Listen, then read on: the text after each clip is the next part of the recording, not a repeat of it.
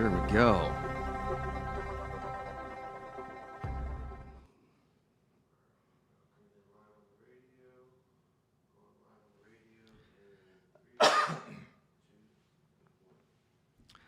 Welcome to the show, folks. Jason Bible, Texas Real Estate Radio Network.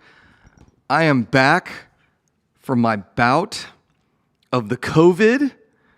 It was, I'm going to tell you this. So we've got producer Rick. So Rick, I'm going to warn you, there's going to be a lot of coughing on this show. Tomorrow marks 3 weeks that I had this thing. And it is absolutely the worst sickness I've ever had. It was absolutely insane. We're pretty sure it was the Delta variant. But I'm a reasonably healthy dude, and it was awful. Started Tuesday, the Tuesday before 4th of July. I was actually at a happy hour. It was me and Brian, and my back started getting real sore. It was real strange. I thought, well, maybe I'm getting one of these colds that's running around town right now. For those of you in different parts of the country, here in Texas, we get these summer colds. It doesn't make any sense at all, but usually some point during the summer, you pick up some little cough, you get a little achy for a couple of days, and then you're over it. So that's what I thought was happening on Tuesday. This would have been like the I don't know, let me go back and look at the dates. Like the 28th, maybe? No, the 29th. So this is June 29th, and today is the 19th. So I start getting achy during happy hour. And then I just wasn't feeling right. So then I go to dinner. I had a dinner plan that evening, and I just started getting worse. And then eventually got home and just felt awful Tuesday night and Wednesday morning. Wednesday I actually showed up here and just hung out in my office, had 2 quick meetings, and then I was back out at the lake on Friday. I started feeling better. I just had this fever.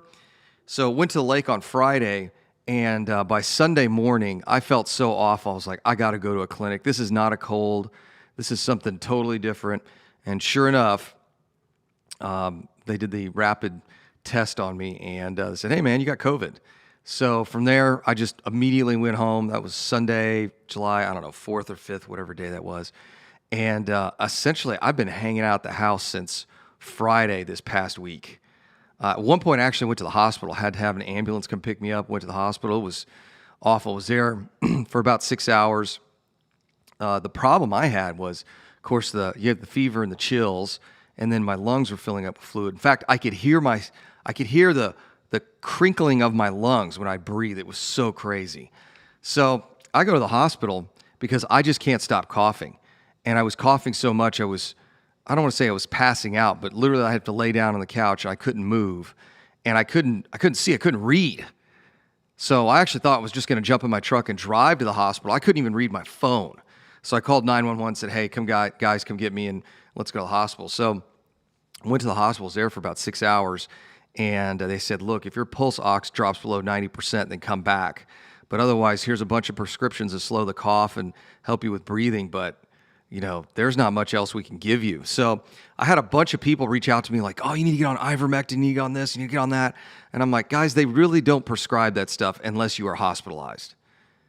And they really can't, to be quite honest with you, all those antivirals, they really shouldn't unless you're actually hospitalized. So if you're in reasonably good health, it's literally like any other virus. You just got to suffer through it.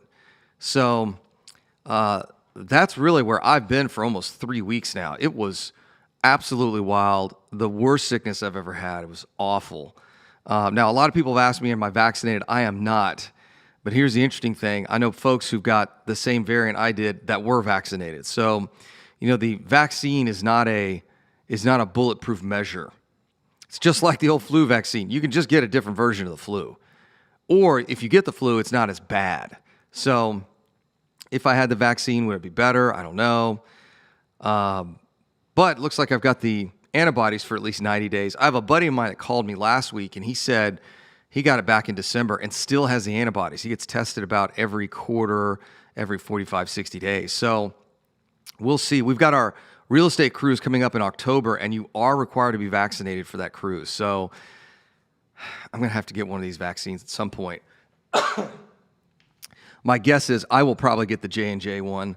I think that one makes a little bit more sense than the other two. But anyways, we'll see. We'll see how it all pans out here. But I am back alive, thank God. And I had since I was hanging out the house for 3 weeks, absolutely miserable. Had zero motivation to do anything. Which, if you guys know me, I'm always motivated to do something. I'm always doing something. So just sitting on the couch, drooling on myself, watching Marvel movies was not exactly the highlight of my 2021. But I had an opportunity to really sit down and evaluate some things. I was thinking about real estate. I was thinking about all the people we interact with in real estate. I was thinking about folks' businesses in real estate. I've had the opportunity here since the world has started to open back up in Texas for the last 6 or so months to really have some interesting conversations with some people. And what I've realized is, a lot of people talk about mindset. And mindset, whenever we talk about mindset, it turns into this guru-y, woo-woo kind of hippy-dippy nonsense when we talk about mindset. And usually mindset, whenever I hear someone talk about mindset, it's usually accompanied with some nonsense. That is, you've got to find your passion. And we have to build a vision board with pictures of Lambos and big houses and exotic beach vacations. And what I find interesting about all that is all of the successful people I know don't do any of that. There's no vision board. There's no sitting around thinking about trying to find their passion. All of the successful people I knew do one thing, and they do one thing well. And that is they get to action pretty quick. In fact, I wrote in an email last night that most of my biggest mistakes or regrets were either I didn't produce action soon enough or not at all. All of my biggest regrets were related to inaction. Very rarely did I do something and go, ooh, I really shouldn't have done that. You'll find that most successful people, their mindsets are, hey, if I make a mistake, at least I learned something from it. But I can tell you over the last 18, almost 24 months now, I've had a massive amount of change in my life personally and professionally. I mean, heck, look at this big, beautiful building here. We're in the Texas Real Estate Investment Center. This was but a dream in May of last year. Like, we closed on this in May of last year, and now it's almost full. In fact, somebody just sent me a message over Facebook. Hey, you guys still got some space over there? And I said, yeah, absolutely. Shoot me an email. I'll get you all the details. In fact, if you guys want more information on the building, jason@mrtxre.com. It's jason@mrtxre.com. We've got a handful of spaces that we can lease up. And this place is really just absolutely fantastic. It is. We've got an event here every day this week. In fact, tonight, for those of you in our mastermind group, we got Jason's property hunt. We're going to get some properties tonight. In fact, I'm working on one right now. And then there's a bunch in our property folder available first to our mastermind folks. If you guys are interested in joining our mastermind, you can send us a text, 281-401-9008, 281-401-9008. We get back from the break, we're going to talk more about action and mindsets. Jason Bible, Texas Real Estate Radio Network. Always forget to close the door.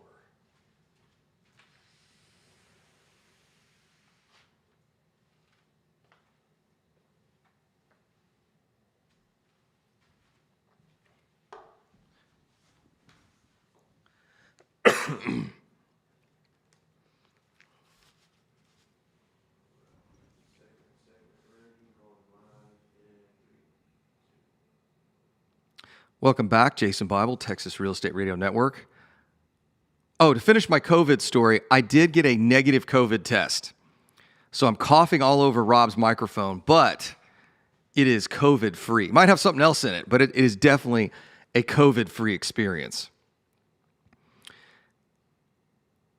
Before we go into action and mindset, I want to give a big shout out, a big thanks to the guys over at Jet Lending. They invited me to their annual fishing trip, deep sea fishing trip, and it was absolutely fantastic. We slayed some redfish. I think I got the second largest fish on the boat. It's 22 pounds. And I think Alex's was like 23 pounds, something like that. Huge. He actually has video of me hauling them in. Just a heck of a lot of fun. I think I've got 10 pounds of fish in my fridge, if not more than that, in my freezer. So my boys are back in town. We're going to go smoke some redfish and some kingfish. But it was just a great time. We did that Friday morning. We were out on the boat at like 5 in the morning. And I was starting to feel better. So sent a text to a buddy of mine, and we went out Friday night, had a great time, stayed out way too late. I think I left that last club at like 1:30 in the morning. So it was a long day. And then we did the exact same thing again on Saturday. Had a ton of fun. By about 3 in the morning, I was like, all right, it's bedtime. I'm out way too late and just getting over Corona. But it was nice to get out of the house. It was just awful. I'm just not one that sits in the house for very long. I'm just not that guy. I'm not the homebody. And don't get me wrong. The house that we're building right now, it's really going to be awesome. I'm going to love it. The backyard's going to be crazy. Kitchen, the master. I mean, it's going to be awesome. But I'm good for about 2 or 3 days at my house. Then I'm like, okay, time to go do something else. Action changes mindset. I sit there and read these gurus, and I see their posts on Instagram and Facebook and all that motivational nonsense. And it really is nonsense until you start putting in the work. You really got to put in the work. If you don't produce any action, meaning work, you should really just take action out of your vocabulary. It's work. Work changes mindset. It's that simple. I often like to make some comparisons to the athletic world. I'll tell you, you can read about riding a bike. In fact, there's a famous book called Learning to Ride a Bike from a Seminar. You could sit there and read about this stuff all day long, but it's completely different than when you're actually in competition. I read a great book this weekend by Troy Francis, and one of the things he says in the book is he says, field experience trumps theory. Experience out in the field trumps theory. I get a lot of folks. In fact, Wednesday night, I'll see a bunch of real estate investors out there, probably 600, 700, 800 folks. I'll be on stage for about 15, 20 minutes giving a little presentation. And one of the things I hear from people all the time is, some random theory or some, nonsense they read somewhere or heard on a blog or read on a blog or a podcast. And then I always ask, well, how experienced do you think that person is? The problem is that if you're only buying a couple houses a year, you really don't have a good handle on the marketplace. You really don't have a good grasp of what's going on out there. Why? Because your sample size isn't big enough. When you get into the 5 to 10 houses a month, 5 to 10 assets, let's say a quarter, let's say you're in commercial real estate and you're knocking out 2 or 3 a year, like big projects, you're going to have a pretty good handle on the marketplace. You got a good sample size. Like in Houston, Texas, they only trade, if you will, 5 to 6 multifamily assets a month. Those are 50 units and above. So if you're doing 1 or 2 of those a year, maybe 3, you got a pretty good idea what's going on in the marketplace. The reality is that most real estate folks don't do enough business. They don't have enough action, enough work to really get a good handle on what's going on in the marketplace. It's a problem with sample size. So if you're going to have a good handle on anything, you got to have a large enough sample size. And that's one of the things Troy talked about in his book. If you just don't have enough experience, and really, it's not experience. We were joking about an investor this weekend. I'm not going to tell you who he is, but runs around town, tells everybody he's got 25 years of real estate experience. But when you look at his portfolio, there's just not a whole lot there. It's a bunch of random stuff. And what you realize is that you may have 25 years experience, but is it the same first year of experience repeated 25 times? Or is it progressive experience as you're getting smarter, you're getting more, you're getting a better idea what's going on in the marketplace, your skills are improving? By the way, action is the only thing that allows you to do that. Whenever I look around the landscape of Houston real estate investors, and some people have been in the same place for the last 5 or 6 years, they're really not growing. Portfolios aren't really getting that much bigger. They're flipping a couple of houses, wholesaling a couple of deals, maybe doing a little owner finance, and all that stuff's well and good. But one of the things you've got to recognize, at least in this marketplace and in many others, is that the folks you really want to be taking advice from are the ones that are doing this every day. And not only are they doing it every day, but they're getting bigger every day. Like experience in the field trumps theory any day of the week. I'll give you one I hear all the time, and it's never made any sense to me. Jason, you got to be really careful because as a landlord, I mean, you're just going to get sued all the time. We have yet, knock on wood, to be sued by any of our tenants. And we've been doing this, 8 years now? Hundreds and thousands of transactions at this point. Now, don't get me wrong, we've been in lawsuits, but none of them are related to this big fear of being a landlord. I see it and I hear it all the time, and it doesn't make any sense to me. Jason, you understand, man. I mean, there's going to be it's going to be this big lawsuit, and if you don't do this or do that, you're not going to have any asset protection. And I always ask all my landlord buddies, I mean, how many of y'all have actually been sued by a tenant? And then the next question is, was it a frivolous lawsuit or was there some real merit there? But there's all this fear over asset protection, which I never quite understood. I mean, you want to talk about high risk. Higher risk is really flipping houses because buyers will absolutely sue you if you don't disclose something. So there's all this fear out there of the unknown. And when you really get into this business and you start doing a lot of deals, you realize that fear is completely unwarranted. Because what happens?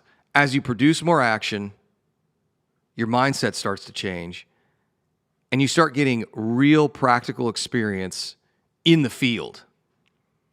And that field experience, in a lot of cases, contradicts theory. You've just got to recognize that. And the reality is that someone can sit down with you and tell you how to ride a bike. But until you're on those two wheels for the first time, you're never really going to know what that experience is like. Experience is everything. And the more experienced you are, the more deadly you become in a marketplace. Because you can read things in the tea leaves that others can't. I did a show a couple of weeks ago that was called My Mentor is the Market.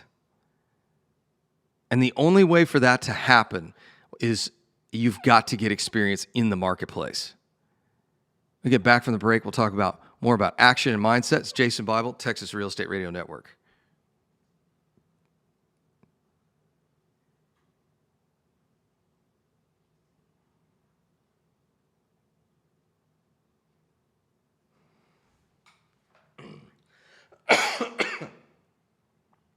Getting better. Not coughing my brains out.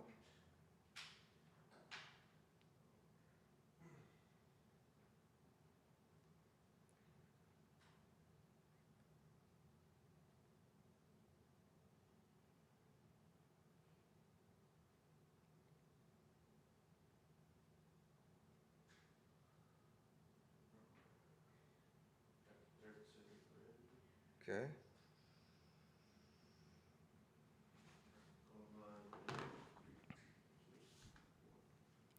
Welcome back, Jason Bible, Texas Real Estate Radio Network. Here at the Texas Real Estate Investment Center, our beautiful, actually it's a temporary studio, to be honest with you. We've been doing this thing on shoestrings for a while. We need to upgrade it. But we're sitting here in the studio. It is a beautiful studio. And we're talking about action and mindset today. I never wanted to be this real estate guy on the radio or in my keynote presentations or whenever I'm an invited speaker somewhere By the way, if you guys are following Quest Trust, and you should, I'm going to be doing a whole bunch of events with them in August. So if you're in their Houston office, Austin office, or Dallas, you will probably see me at their grand reopening here in August. And we'll probably have some more details for you here in the next couple of weeks. But pretty excited to do that.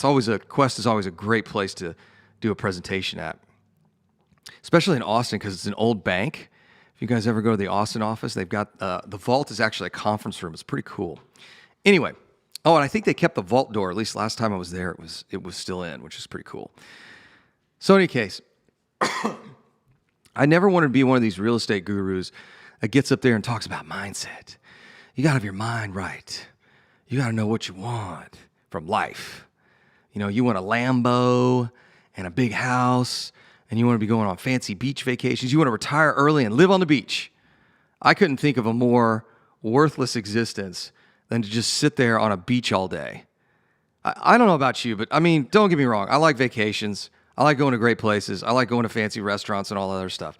But to do it all the time, it just gets old after a while.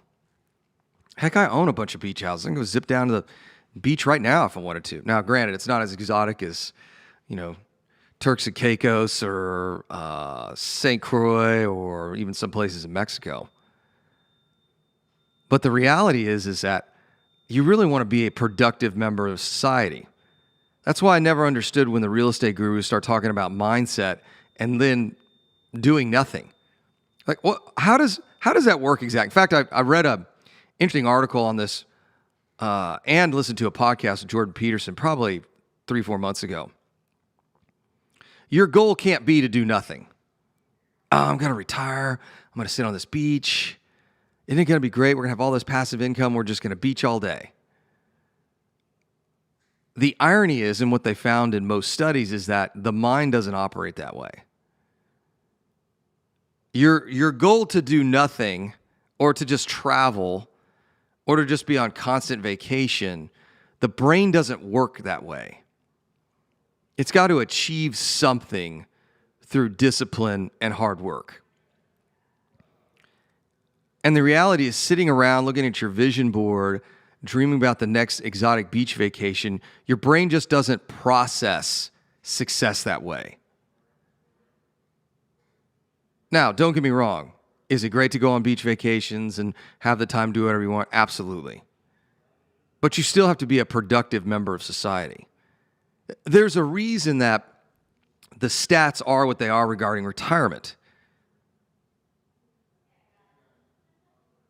If you look at the stats of retirement, a significant portion of people, especially men, once they retire, essentially die.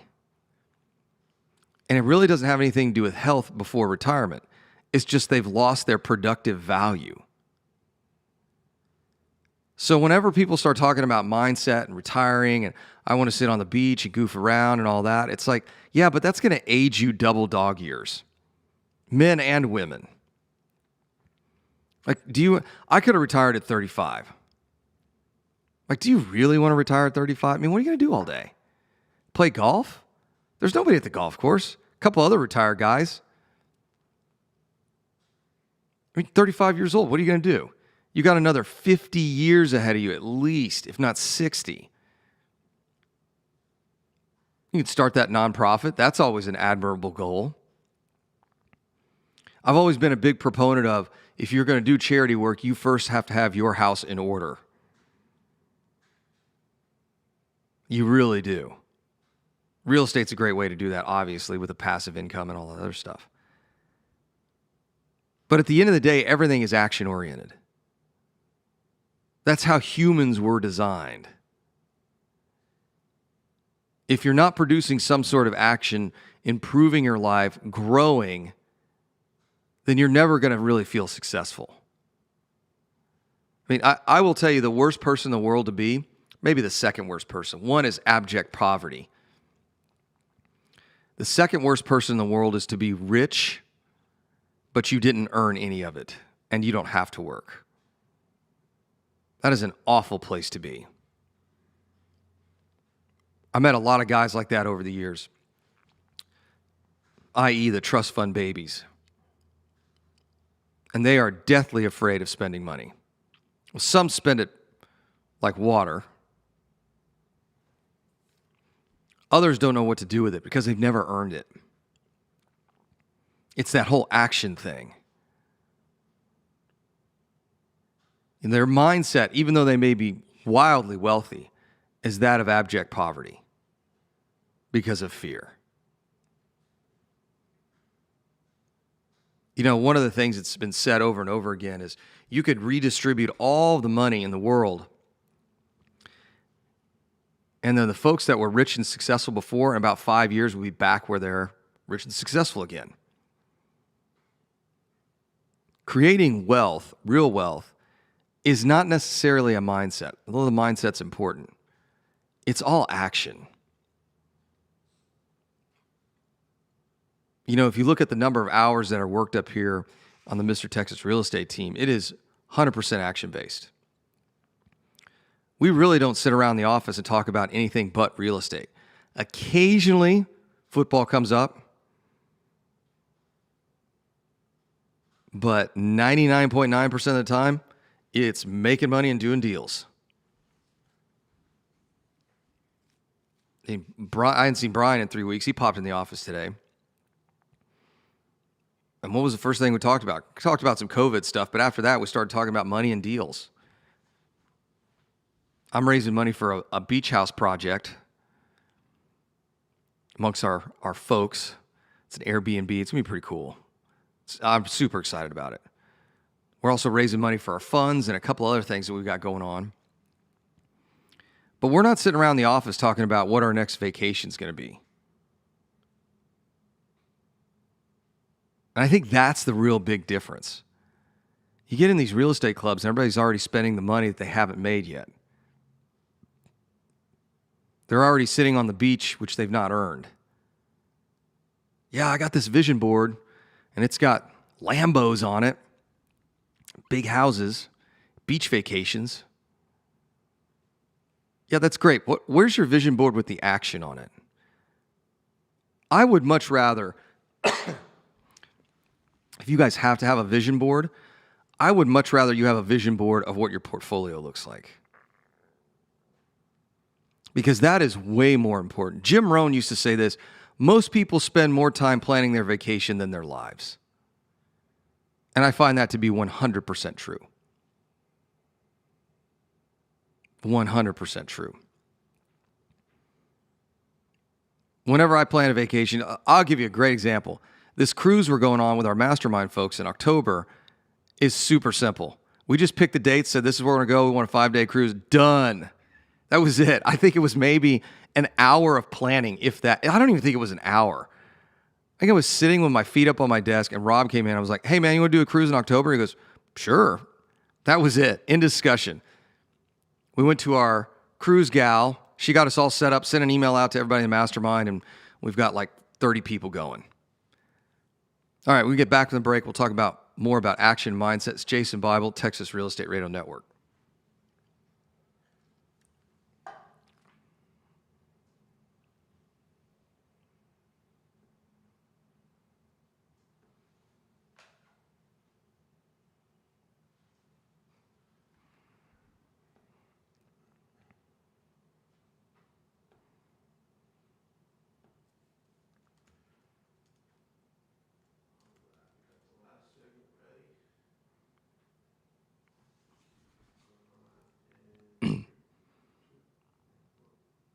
Welcome back, Jason Bible, Texas Real Estate Radio Network. Yeah, if you've got a vision board, I think the only thing that should be on your vision board is what your portfolio looks like. Stop spending all this time planning vacations. Heck, some of y'all need to stop going on vacations. The number of investors I see that take 4, 5, 6 vacations a year, I'm like, really, dude? I'm like, really? Boy, I hope your portfolio is bigger than I think it is. What a lot of people miss in real estate is that the sooner you get started, the better. It's like anything else. The sooner you take action, the better. And you're spending all this time goofing around. I'll tell you another one. And Rob and I have had a lot of conversations about this, but I think you guys are going to see me a lot less at real estate networking events. If I'm not on stage, I'm probably not going to be there for a handful of reasons. You know, what is time better spent?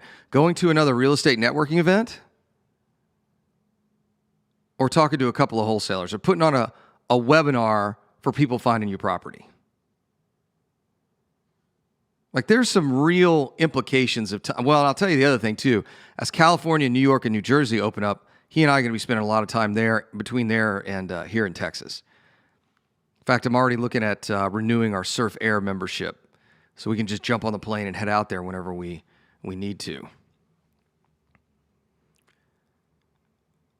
But the reality is are the things you're doing progressing you towards your goals? In this email I sent out yesterday, I talked about something Jordan Peterson said about judgment. And I know it's 2021. We're not supposed to judge people because everybody has their own truth or whatever nonsense is being peddled out there these days. But the reality is something that Dr. Peterson said, and I thought it was great. He's like, if you have no ideals, then you really have nothing to judge it yourself against. And you're just kind of wandering out in the milieu. Meaning, what is our ideal here? What ideals do we have? I'll give you some here at Mr. Texas Real Estate. When we buy property, unless it is completely rehabbed, we start rehabbing units and moving tenants out of the old units. In some cases, we end up evicting them. But in a lot of cases, what ends up happening is we'll buy a 10, 15, 20, 30 unit apartment complex. And then we'll start rehabbing it. And then we'll go to the tenants that are there and say, hey, man, we're going to need you out of this unit because we want to rehab it. It's a piece of junk. And we have these beautiful new units over here. Would you like first dibs on them? About 50%, 30 to 50% of the time, they'll move into the new units. And then sometimes the other percentage, they'll just leave. But why do we do that? It's real simple. We want to provide high quality housing at every price point we operate in. That's one of our ideals.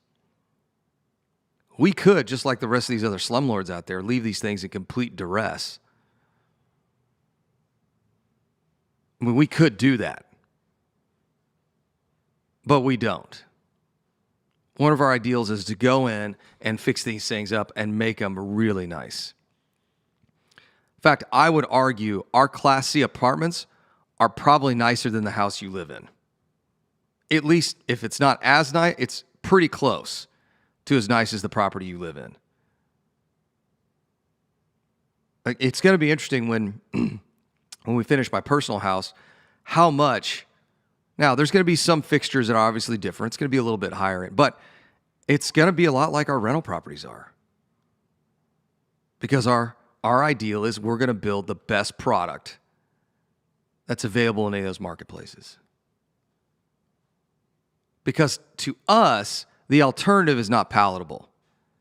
And that's where judgment comes into play. It's a very easy conversation to have amongst the staff here. Guys, this is what we do, this is what we don't do. In fact, a lot of our real estate education seminars that we give, we've got some very interesting ideals there. We don't put people on an emotional high and then try and sell them into our mastermind. And trust me, you guys can trust me right now. Me and Rob know how to do that real well, especially Rob, because he's been around it so long. People buy on emotion and then they justify later with some reasoning. You can get people all hyped up. Yeah, we're all going to be millionaires. We got our vision board here. Looks like a Tony Robbins show. People running around and dancing and clapping. Got the music, got a DJ. They got a DJ in there. You got to be careful. When I was doing seminars back in the day, we had this sound guy. He's more than just a sound guy. He did all kinds of crazy stuff. But he was a real high-end technical guy, did audio, video. I mean, amazing stuff. If you really wanted to get under his skin, call him the DJ. He absolutely hated it because he'd have music on during the breaks. I mean, nothing like crazy, just like classic rock, that sort of thing. Yeah, call him the DJ. He would just go absolutely ballistic. So you've got to have these ideals in your life. And one of the ideals that we've implemented is action. People don't last long around here if they're not action-oriented. In fact, they don't even get into our mastermind. That's one of the reasons why we interview folks before they get into our mastermind. Like, just because you have a $10,000 check doesn't mean you get in. I mean, if I had a whole mastermind group full of people that didn't do anything, that all they did was wrote me a $10,000 check, that wouldn't be worth our time. The ideal state is we get folks that come in here and they start buying property. Now, what happens if someone says, well, I'm just trying to figure this out and, I don't know. I mean, I really want to spend a year or two learning. I'm like, then you're not ready for us yet. We've applied judgment to the standard, and the standard is you will be buying real estate in this group. You will be building wealth in this group. If you're not ready for that, then you're not going to be a part of this group. It's that simple. There are plenty of other real estate clubs out there that you can waste your time in. I mean, truth be told, we really don't have a mastermind. We really have a work group. Because that's all these folks are doing in our group. They're working. They're action-oriented. Sitting here waiting for something to happen. My favorite is, and I see everybody whine and complain on Facebook, I think Facebook is just turning into a complaint. I don't know, maybe it's just my feed lately. But everybody's sitting there, well, there's no good deals out there. Wholesalers aren't sending me really good deals. And I'm like, so let me get this straight. You're waiting for a wholesaler to email you millions. I want to make sure I understand that right. You're waiting for a wholesaler to email you millions. There's no action on your part. You cannot build wealth without action. You got to do something. You got to make offers. You got to close properties. You got to get rehabs done. Got to get them rented. And then you move on to the next one.